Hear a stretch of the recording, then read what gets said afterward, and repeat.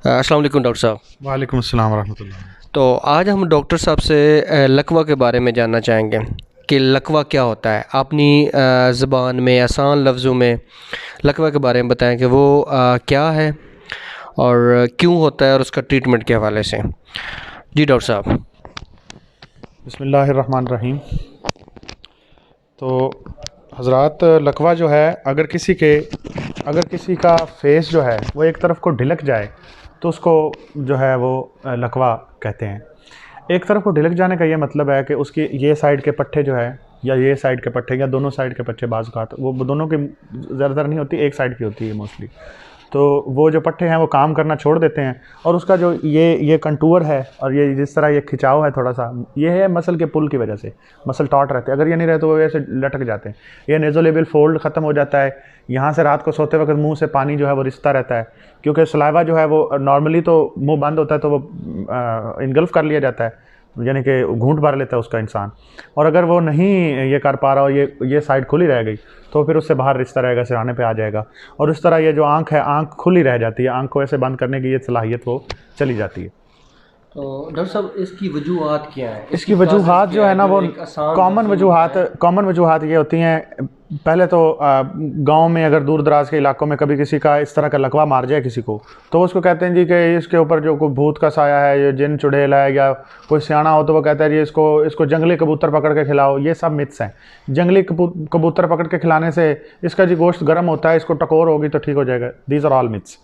ठीक है, इसमें से कोई भी चीज़ ऐसी साइंटिफिक एविडेंस बेस्ड नहीं है। एविडेंस बेस्ड स्टडी ये कहती है कि अगर किसी को अनकंट्रोल्ड शुगर बहुत ज़्यादा रहती रही हो तो उसके जिस्म में नॉर्मली ही इन्फेक्शन के चांसेस बहुत ज़्यादा हो जाते हैं।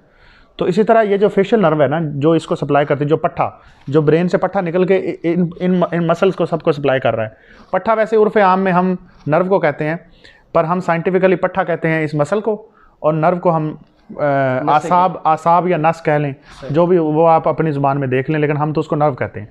तो नर्व ये है कि ब्रेन से वो निकलती है और ये कान का पूरा जो कान है ना, अंदर उसकी जो हड्डी है, उसकी हड्डी के अंदर प्रोटेक्टेड बाहर आ जाती है। उसके कॉजेज़ में क्या हो सकता है? सबसे पहली कॉज आप देख लें कि वायरल इन्फेक्शन। अगर किसी को वायरस हो, जैसे अपर रेस्पिरेटरी अटैक का फ्लू टाइप नहीं होता, नज़ला ज़ुकाम, उसके साथ भी ये इन्फेक्शन होती है उस नर्व के अंदर, और वो एक प्रोटेक्टेड कैनाल में चल रही है। एक सुराख होती है, एक गार की तरह की लंबी गार होती है, उस गार के अंदर वो चल रही है।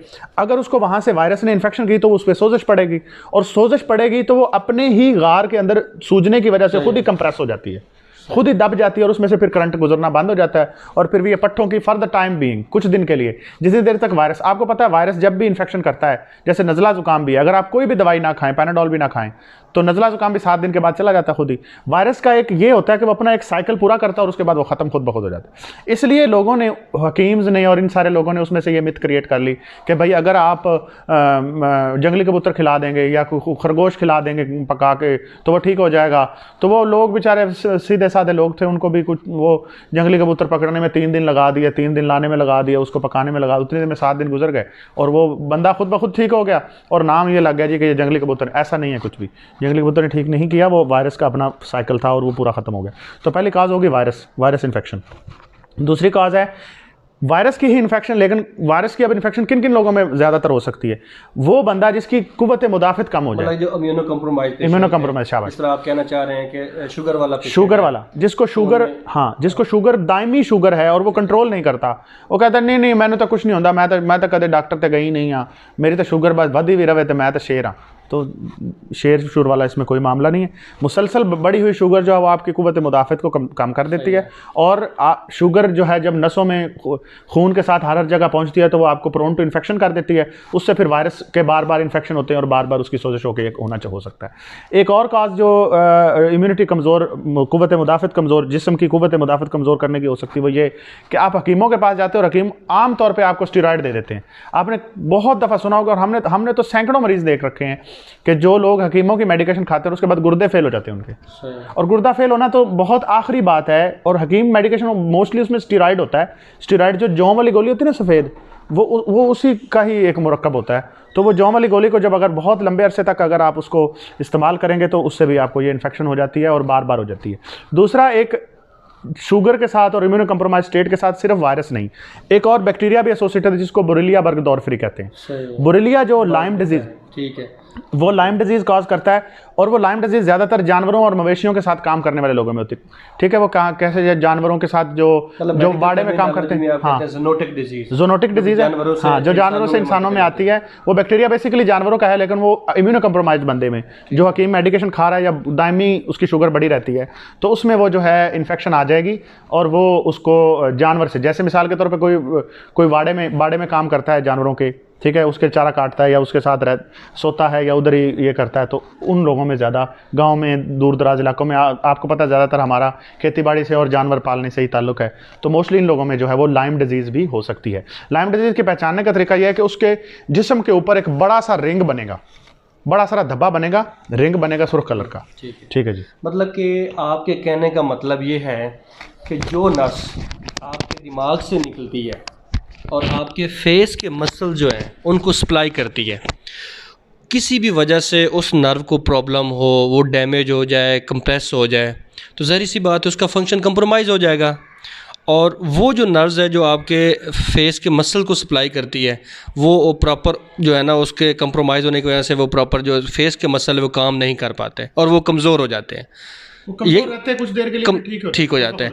और दूसरी साइड के जो मसल्स हैं वो ओवरकम करते हैं, वो क्योंकि उनके नॉर्मली तो ये होता है ना कि ये जो हमारे फेस के मसल ये इधर खींच रहा है और ये इधर खींच रहा है। अगर सपोज इस साइड के मसल्स हैं वो वीक हो गए और दूसरी साइड के मसल उनको आपस में खींच लिया, तो इस तरह मुंह का टेढ़ापन होता है। मतलब कि मैं सही कह रहा हूँ, ये क्या आप कहना चाह रहे हैं? जी, डॉक्टर साहब ने बिल्कुल सारी चीज़ें जो है ना वो समराइज़ कर दी हैं बहुत जल्दी में। तो आपको मैं भी उसमें सारी बातें सेकंड करता हूँ कि ब्रेन के अंदर अगर किधर किसी को रसौली हो जाए, कोई किसी को खून की नाली शरेआन जो है वो गुब्बारे की तरह फैल जाती है, वो भी ये काम कर सकती है, क्योंकि नर्व को दबाना है ना, किसी तरीके से भी वो दब सकती है। फिर उसके अलावा जो है अगर यहाँ पे चोट लग जाए, जहाँ से ये निकल रही कान के अंदर से, कान की हड्डी टूट जाए, फिर भी हो सकता है ये ट्रॉमा। उसके अलावा आप देख लें कि ये तो मैंने मेडिकल कॉजेज़ तो आपको बनाई हैं, अब ये सर्जिकल कॉजेज़ हैं जिसमें ब्रेन का ट्यूमर है, सेंट्रल में हेमरेज, फालिज का अटैक हो जाना, फालिज के अटैक के बाद भी किसी का जो है वो ये इस साइड का रह सकता है। और जो आपने बात की कि वो एक साइड ओवरकम करती है, वो इसलिए ओवरकम करती है कि जब इंसान देखता है कि ब्रेन देखता है कि मैं करंट तो भेज रहा हूँ नीचे कि ये वाला मसल कॉन्ट्रैक्ट करे, लेकिन वो वाला मसल जब कॉन्ट्रैक्ट नहीं करता तो वो फिर और करंट बनाता है, बार बार वो इरिटेट हो जाता है, इतना करंट जनरेट करने लग जाता है कि जो साइड काम कर रही है वो ओवरवेलमिंगली टॉट होकर स्पैज़म में चली जाती है। सही है, ठीक है। और एक और बात ये है कि आंख अगर खुली रह जाए, इसमें ये अब इलाज पे हम आते हैं। इलाज में ये है कि आपने उसको स्टीरॉयड ही देना होता है। सबसे पहले तो मुझे ये बताएं कि आपके पास पेशेंट आया, उसकी प्रेजेंटेशन कैसी होगी? चंद एक सादा लफ्ज़ में आप बता दें जो पेशेंट आपके पास आए किस तरह आएगा। बिल्कुल वो ऐसे आता है कि हम उसको कहते हैं कि मुंह में हवा भरो ऐसे करके, और फिर उसको दबा के देखते हैं कि वो ज़ोर से हवा भर रहा है कि नहीं। तो अगर वो हवा भर नहीं पा रहा होगा तो वो ऐसे करके लीक हो जाएगी, ठीक, इस एक साइड से लीक हो, वो मुंह में हवा नहीं भर पाएगा। दूसरा हम उसको कहेंगे कि ज़ोर से आंखें बदलो, और बंद करने के बाद उसको हम खोलने की और ऐसे करके देखने की कोशिश करेंगे। अगर उसके पट्टे ज़ोर से काम कर रहे हैं और वो भिंच पा रहा है तो उसका मतलब है कि उसकी फेशियल नर्व काम कर रही है। ठीक है। उसको कहेंगे कि ये साइड उठा के दिखाओ, ये साइड ऐसे ऐसे मुस्कुरा के दिखाओ, दांत दिखाओगे तो वो इसे लेबल फोल्ड को उठाएगा ऊपर, ये वाला भी उठाएगा। अगर वो दोनों साइडों से उठा पा रहा है तो उसकी फेशियल नर्व पाल्सी नहीं है। ये 3-4 साइंस हम देख लेते हैं तो उसी से हमें अंदाज़ा हो जाता है कि कितनी कमज़ोरी है और पेशेंट की प्रोग्रेशन किस लेवल की है। और पावर अगर थोड़ी सी कम हुई हो तो हम सोचते हैं कि ये रिकवरी के करीब है। ठीक है। और जिस तरह मतलब कि पेशेंट ड्यूरिंग स्लीप उसके माँ बाप या उसके भाई जो उसके साथ रहते हैं वो ये कंप्लेन करते हैं कि डॉक्टर साहब ये पेशेंट जो है ना जब सोता है तो उसकी एक आँख खुली रह जाती है, ऐसे होता है, एक आँख खुली रह जाती है। तो होता है ये क्रोनिक, ये ब्रेन के वो जो रसौली वाले काजेज हैं उनमें ऐसे होता है। अच्छा, प्रेजेंटेशन नहीं है। ठीक है, मतलब डिफरेंट काजेज की डिफरेंट प्रेजेंटेशन होते हैं। ठीक है डॉक्टर साहब, अब इसका ट्रीटमेंट क्या है? ट्रीटमेंट हवाले से आप क्या कहते हैं? तो ये आखिरी पड़ाव में, हमारी वीडियो लंबी ना हो जाए इसलिए मैं आप जल्दी से आपको बताता हूँ। ट्रीटमेंट इसका ये है कि देखो, हमने आपको बताया कि जो फेशियल कनाल के अंदर नर्व है वो सोजश का शिकार है। तो मेन स्टे ऑफ हमारा ट्रीटमेंट ये है कि हमको ऐसी दवाई दे जिससे सोजश फ़ौरन ठीक हो जाए, और उसमें जो रुका हुआ जो करंट आगे पास नहीं हो पा रहा दबाव की वजह से, क्योंकि देखें ना कनाल छोटी है और उसमें वो सूज के ऐसे करके कंप्रेस हो, मतलब कि दबाव सूज के वो भर गई है और बिल्कुल खुद ही अकड़ के ना ऐसे करके फंस के पड़ी हुई, उसको उसकी सोजश फ़ौरन काम करो और वो ठीक हो जाएगा। इसलिए हम हाई डोज स्टीरॉयड देते हैं उनको। हाई डोज स्टीरॉयड होता है 5 to 10 मिलीग्राम पर kg पर डे।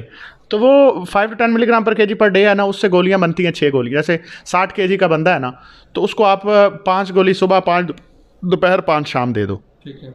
और याद रखो है वो स्टीराइड ही, लेकिन हाई डोज स्टीराइड अगर 5 दिन तक या हफ्ते तक भी दिया जाए तो वो किडनी पे कोई नेगेटिव इफेक्ट नहीं डालता और ना ही दूसरा कुशिंग के कोई फीचर करता है। स्टीरॉयड मिस यूज़ के कोई फीचर वो काज नहीं करता एक हफ्ते में। तो इसलिए एक हफ्ते में आप लिबर्टी के साथ जो है ना 6 गोली सुबह दोपहर शाम, यानी कि 24 गोलियाँ पहले दिन, 18 गोलियाँ पहले दिन, दूसरे दिन 5 गोली सुबह दोपहर शाम, फिर 4 गोली सुबह दोपहर शाम, फिर 3 गोली सुबह दोपहर शाम, इसी तरह हफ्ते के ऊपर फिर आखिर में 1 गोली सुबह दोपहर शाम, और 2-3 दिन एक हफ्ते के ऊपर आप टेपर कर दें। और उसमें वो जो है ना फ़ौरन वो मसल की सोजिश कम हो जाएगी। वायरस तो बाद में ठीक होता फिरेगा। और वायरस में अगर आपने डायग्नोसिस बना लिया है, ये सार्कोडोसिस है, ये ब्रेन ट्यूमर है, ये जो भी चीज़ है, अगर आपने डायग्नोसिस बना लिया तो अंडरलाइन कॉज को भी साथ में ट्रीट करें, स्टीरॉयड दे दें। उसके साथ विटामिन B12 देना बहुत ज़रूरी होता है। विटामिन B12 आप समटाइम्स दे देते हैं। और दूसरा, इसका पहला मेन स्टे मैंने आपको कहा स्टीरॉयड है। दूसरा मेन स्टे ऑफ ट्रीटमेंट इसका क्या है? दूसरा मेन स्टे ऑफ ट्रीटमेंट यह है कि एक्सरसाइज करनी है। देखें आपके ये जो मसल्स हैं ना, जो वीक हो गए, जिनका ब्रेन से कनेक्शन टूट गया, हमेशा फालज में भी आपको कहा होगा फिजियोथेरेपी करते हैं, तो होता क्या है, हम करना क्या चाहते हैं? अगर मिसाल के तौर पर मैं किसी को कहता हूँ कि आप ना च्युइंगम चबाया करो, च्युइंगम चबाने से ये है कि उसके ये जो मसल्स हैं इसके ऊपर एक्सरसाइज होगी, ठीक है। और उसको कहना है कि आप बार बार मुंह में हवा भर के उसको दबाया करो, ऐसा ऐसा किया करो। इससे क्या होगा कि यहाँ से हम स्टिमुलेट करने की कोशिश कर रहे हैं बार बार ब्रेन के सेंट्रल नर्व्स को, और उसके बाहर वाले जो न्यूरॉन्स हैं जो एक्शन लेकर, यानी कि हम ब्रेन का जो सर्किटरी है ना, उसकी सारी जो ये करंट जनरेट करते हैं, हम उसको बार बार इरिटेट करके, उसको कहते हैं कि बार बार करंट, तो उससे वो करंट बार बार पैदा करने से वो ऐसा करता है कि वो आखिर में उसके कनेक्शंस काफ़ी हद तक अच्छी तरह बहाल हो जाते हैं और वो ट्रेन हो जाता है दोबारा, और ट्रेन होने से वो फेशियल नर्व की पालिसी जो है वो ख़त्म। Any questions? Thank you so much.